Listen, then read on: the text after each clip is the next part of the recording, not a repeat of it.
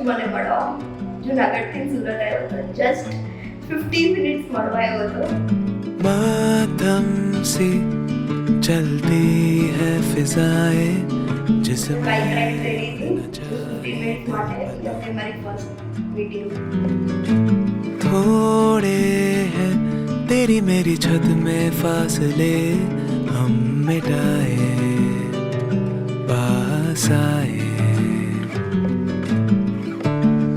मेरी जिंदगी तेरे सवालों पे रुकी जो तू हो मेरे संग हो जाऊं मैं मलंग तेरी आंखों में मेरी परछाई जो दिखी लेकर सारे रंग उड़ जाए ये पतंग.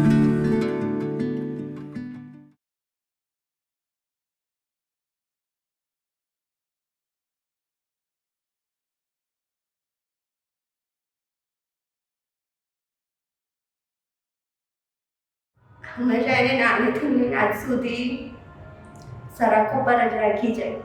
કોઈ દિવસ કાંઈ નથી કીધું. ઇવન લવ મેરેજ માટે બી કાંઈ જ નહોતું કીધું. જસ્ટ આ પાડી દીધી હતી કે તને ગમે છે તો ઠીક છે.